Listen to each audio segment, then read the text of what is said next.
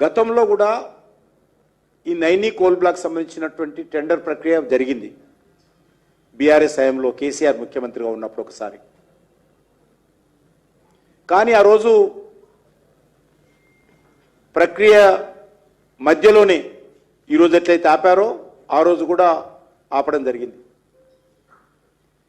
L1కి ఇవ్వడానికి ఆ రోజు కూడా కేసీఆర్ సిద్ధంగా లేకుండే మధ్యలోనే టెండర్లు రద్దు చేశారు. 2015లో కేంద్ర ప్రభుత్వము ఈ నైనీ కోల్ బ్లాక్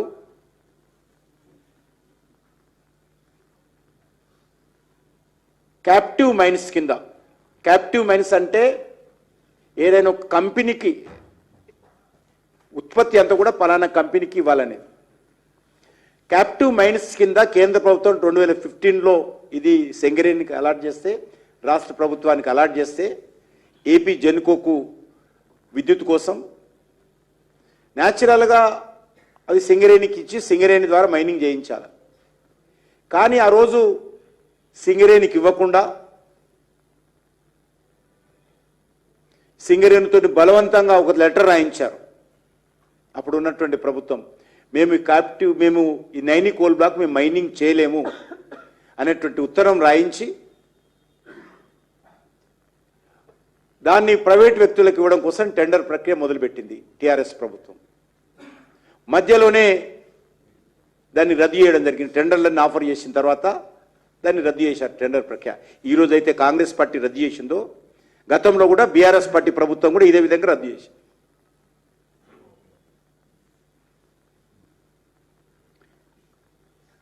ఇప్పుడు కాంగ్రెస్ పార్టీ ప్రభుత్వము టెండర్ల ప్రక్రియలో ఒక కొత్త సిస్టమ్, అంటే గతంలో ఇటువంటి కొన్ని ప్రాంతాలు ఉన్నప్పుడు కూడా సైట్ విజిట్ అనేటువంటిది జనరల్గా పెడతారు. ఎందుకంటే ఎక్కడ కోల్ మైన్ ఉంది, అక్కడ ఫారెస్ట్ ఎంత ఉంది, రోడ్డు కనెక్టివిటీ ఉందా లేదా, చాలా కంపెనీలు ఏమీ చూడకుండా టెండర్ ప్రక్రియలో టెండర్ తీసుకున్న తర్వాత మాకు ఫీజిబిలిటీ కావడం లేదు, రోడ్డు లేదు, పవర్ లేదు, రైల్వే కనెక్టివిటీ లేదని అప్పుడప్పుడు మాట్లాడుతుంటారు. దానికోసమే అనేక కంపెనీలు సొంతంగా నిర్ణయాలు తీసుకొని సైట్ విజిట్ అనేటువంటి ప్రక్రియ మొదలుపెట్టారు. కానీ సైట్ విజిట్ చేసిన తర్వాత సెల్ఫ్ డిక్లరేషన్ ఇవ్వాలి. మేము వెళ్ళి సైట్ చూసాము, మాకు ఏ రకమైనటువంటి అభ్యంతరం లేదు, మేము టెండర్లో పాల్గొంటున్నామని సెల్ఫ్ డిక్లరేషన్ వాళ్ళు పెట్టుకోవాలి. కానీ ఇక్కడేం చేశారంటే సింగరేణికి సంబంధించినటువంటి ప్రాజెక్ట్ అథారిటీ సర్టిఫికెట్ ఇవ్వాలని పెట్టారు. అది ఎందుకో నాకు అర్థం కాల.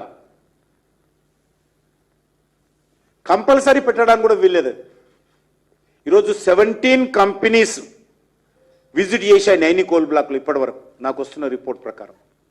ఒక్కరు కూడా సర్టిఫికెట్ ఇవ్వలేదు వీళ్ళు. ఇంకా 29 వరకు టెండర్ల ప్రక్రియ ఉంది. ఇంకా అప్పుడు ఇస్తారో లేదో తెలియదు, ఎందుకంటే మధ్యలోనే ఇప్పుడు ఆగిపోయినాయి కాబట్టి. ఈరోజు మనము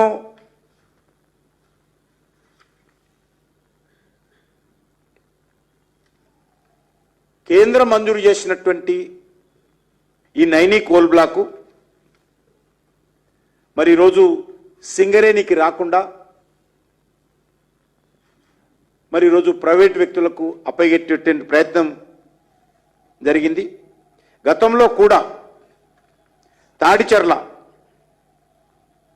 తాడిచెర్ల కోల్ బ్లాక్ కూడా కేంద్ర ప్రభుత్వము జెన్కో కేటాయించింది. జెన్కో కేటాయిస్తే అది కూడా ప్రైవేట్ వ్యక్తులకు, అప్పుడు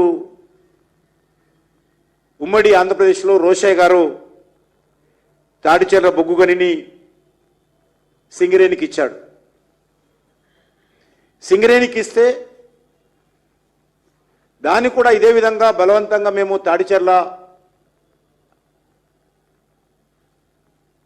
కోల్ బ్లాక్ మేము మైనింగ్ చేయలేము అని సింగరేణితో ఉత్తరం రాయించి దాన్ని కూడా ప్రైవేట్ వ్యక్తులకు 25 సంవత్సరాల కోసం ప్రైవేట్ వ్యక్తుల కోసం మరి తాడిచెర్లను కూడా టీఆర్ఎస్ ప్రభుత్వం ప్రైవేట్ వ్యక్తులకు కట్టబెట్టింది.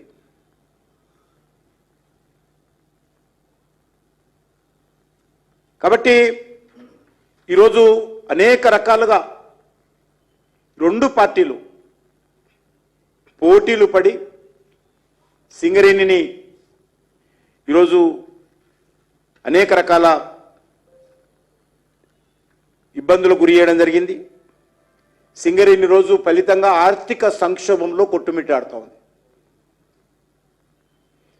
ఒక్కొక్కసారి జీతాలు ఇవ్వలేనటువంటి పరిస్థితి ఉన్నది. ప్రైవేటు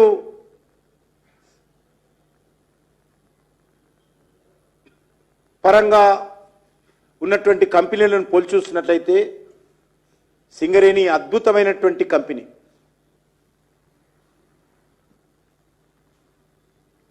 చివరకు సింగరేణి కార్మికులకు పిఆర్సీ కూడా ఇవ్వలేనటువంటి పరిస్థితిలో ఉన్నాం. సింగరేణిలో ఉత్పత్తి అవుతున్నటువంటి బొగ్గు 50% రాష్ట్ర ప్రభుత్వానికి సంబంధించినటువంటి టీజీ జెన్కోకు సరఫరా చేస్తున్నాం. గతంలో ఉన్నటువంటి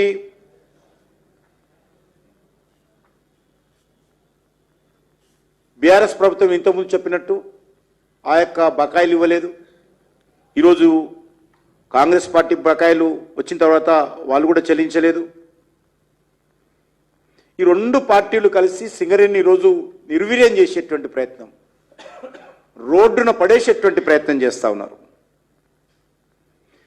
ఈరోజు కార్మికులకు, ఎందుకంటే కార్మికులు ఈరోజు 40,000 మంది 45,000 మంది ఉండొచ్చు, కానీ మొత్తం 8 జిల్లాలకు సంబంధించినటువంటి అభివృద్ధికి సంబంధించి 8 జిల్లాల ప్రజలకు సంబంధించినటువంటి గుండె చప్పుడు ఈ యొక్క సింగరేణి కంపెనీ. అటువంటి కంపెనీని రోజు మరి